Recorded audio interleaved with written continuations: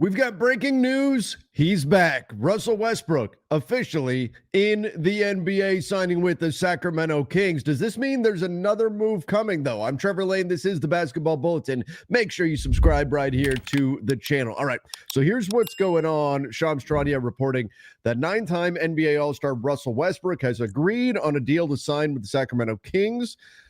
Jeff Schwartz of XL Sports tells ESPN 2017 league MVP enters his 18th NBA season. I said it a bunch. Russell Westbrook is too good to not be in the NBA. Is he a perfect player?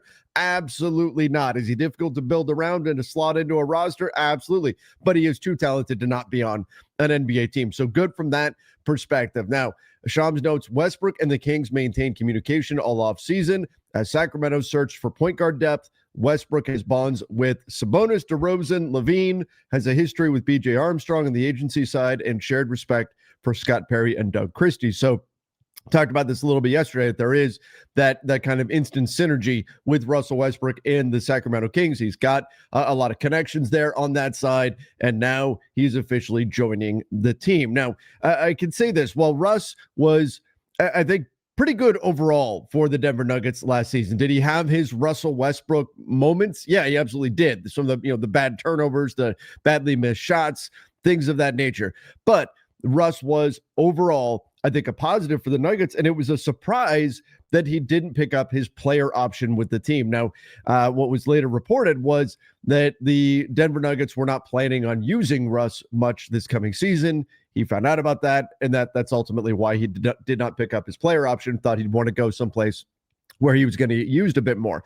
And in Sacramento, he's now going to become the backup point guard behind Dennis Schroeder, at least one would assume he would be the backup point guard there. Now, we've already seen a Dennis Schroeder and Russell Westbrook combo with my Los Angeles Lakers some years ago. It did not work out very well. The Lakers tried putting out lineups of Dennis Schroeder, Russell Westbrook, and Patrick Beverley. Much to the dismay of Lakers fans, those lineups were really atrocious because of the lack of shooting. Specifically, if you had those two out on the court without LeBron James, the Lakers were a minus 8.4 that season with Russell Westbrook and Dennis Schroeder together. But nonetheless, as a tandem, I think they're actually somewhat interesting. Doesn't mean they have to share the floor all the time. I do think that both guys have that quickness to their game, the ability to push the pace. I think Russell Westbrook is probably the better just natural creator compared to Schroeder. Schroeder is much more of a score first. Russ is score first as well, but I do think Russ has a bit better creation ability, but better passing feel. Not that he is a next tier passer, but Dennis Schroeder, I typically call an optimistic passer. He can do it, but he's not going to be a guy who is really just at home setting up other players out there on the court. The scoring is going to be the main piece for him. But that really brings us to the bigger question here. It's, how does Russell Westbrook actually fit with the Sacramento Kings? Is it even a good fit? And I'll be honest, spoiler alert here, I think the answer is kind of no. But we'll talk about that, as well as what does this mean for the Kings roster-wise? Because this may give us a hint that there is another move coming for Sacramento. We'll get to that in just a moment. Ever heard of the Sleeper app? Well, here's a little secret. It's more than just a platform for season-long fantasy leagues. This year, millions of users enjoyed playing fantasy sports on Sleeper. But the app offers so much more. There's live stats, real-time updates, and visualization on all stats. There's a news feed where you can get lightning-fast updates on your favorite players and teams, and a real-time chat where you can engage with other users about individual plays and performances during the NFL and NBA seasons. So download the #1 sports app and experience it yourself today. And when you do, use promo code Bulletin and you'll get up to $100 match on your first deposit. Terms and conditions apply. See Sleeper's terms of use for details. Currently operational in over 25 states. Check out Sleeper today. All right, and make sure you guys do check out Sleeper. They got a free $20 entry, no deposit needed right now. Okay, so when we look at this Kings roster, the word about Sacramento and Russell Westbrook for a while has been that there's a lot of interest. Shams Charania noted it, that there's been interest on both sides, that they wanted to bring him in, but that the Kings wanted to move a guard before doing so, before bringing in Russ. Well, the Kings do have a 14th roster spot. They do have room below the first apron to go ahead and bring him in. And so that's how they're going to do this. This will be, I'm assuming, a minimum signing. There could be some kind of non-guarantee. We'll have to wait for details on that. But why did Sacramento want to move a guard before bringing him in? Well, if we go by position here, you can see you've already got Devin Carter, you've got Dennis Schroeder, you've got Isaiah Stevens, Malik Monk, as well as listed as a 2, plus Zach LaVine, Terrence Davis. You already kind of have a logjam, and there's been talk that maybe they'd be looking to move on from Devin Carter specifically, being a guy that the Kings are looking to trade.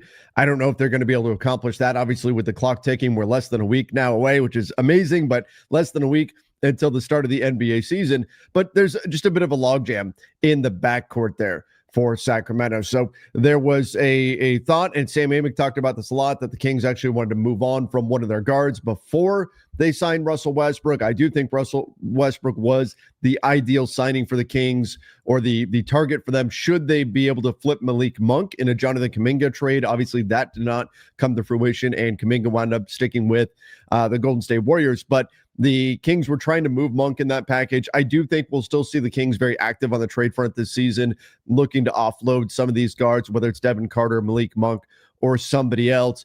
But then we look at just how does Russell Westbrook really fit with this team? I unfortunately, again, I land on, I think it's not the best fit. Now, can he be an intriguing 1-2 punch with Dennis Schroeder? Yeah, he can. I would like to have the ability to play those guards on the floor at the same time. And maybe Doug Christie can unlock something there, but we've seen that pairing in the past. It hasn't typically gone all that well. And on paper, you look at their skill sets together, neither guy being a particularly good outside shooter. That's certainly concerning. Both guys being kind of a secondary passer. Like I said, I think Russ's playmaking is a bit better than Dennis's. But Dennis Schroeder, obviously a very accomplished international player, has really forged himself a very, very solid NBA career, despite some shaky stretches over the course of the last few years. Dennis Schroeder has become a very stable, very steady veteran guard in this league that can get things done for you. But nonetheless, I'm not super optimistic about the idea of Russ and Schroeder playing together. And then when we look at this Kings roster, it's a lot of guys who, if they are a creator, it's in a secondary sense.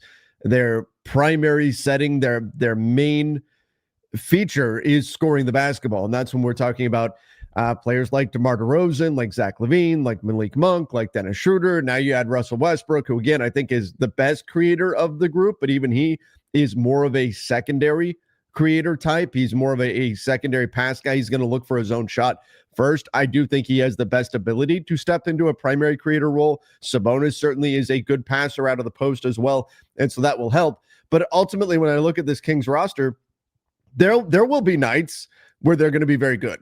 There will be nights where this Kings roster gets hot. And Zach LaVine, my God, I mean, he had a phenomenal shooting season last year. I think a lot of people don't understand how good he was. I believe he was 45% from three. He was fantastic shooting the ball. And there will be nights where LaVine's red hot, Russ has it going, Malik Monk puts up like 15 to 20 points off the bench. You get another 15 to 20 from Dennis Schroeder. Sabonis is making passes, and the Kings are just absolutely flying, and they're going to drop 140 points. The problem is, I don't know that that's going to happen often enough. And I think when you don't get overlapping hot shooting games from multiple Kings players, I think they're going to struggle on the defensive side of the ball based on their personnel. I did think in the past couple of years, they've had a reputation as being a bad defensive team, but they've been a bit better than what their reputation would suggest. But I don't expect them to be a good defensive team this year. I think that side of the ball is going to be a challenge. And then I think skill set wise, there's just too much overlap on the offensive end. There's too many guys who want to score and not enough guys who are going to want to create for this to work in Sacramento. So I think the Kings will be on some nights a very, very fun team. They'll be an exciting team. They're going to be flying up and down the floor. But do I think they're going to ultimately be a threat in the Western Conference? No, I think the fit is too clunky, and in a West that is expected to be extremely, extremely tight when we're looking at the race for the playoffs, that clunkiness, I think, ultimately will be the Kings' undoing. So I don't have them in the playoff tier in the Western Conference. I think Russell Westbrook helps them from a talent perspective. I think they do need a creator. They do need a backup guard. But, and given who's out there right now, you're not going to do much better than Russell Westbrook. But do I look at this Kings team and say, there we go, Russ is the final piece. Now they're going to be a real threat? no, I don't see it. Like I said, the fit is just too clunky for me. But give me your thoughts in the comments down below. Russell Westbrook to the Sacramento Kings. Russ not going to China, will be in the NBA this year. That I think it's only right. But give me your thoughts on the fit in Sacramento. Let me know in the comment section. Till next time. See ya and stay safe.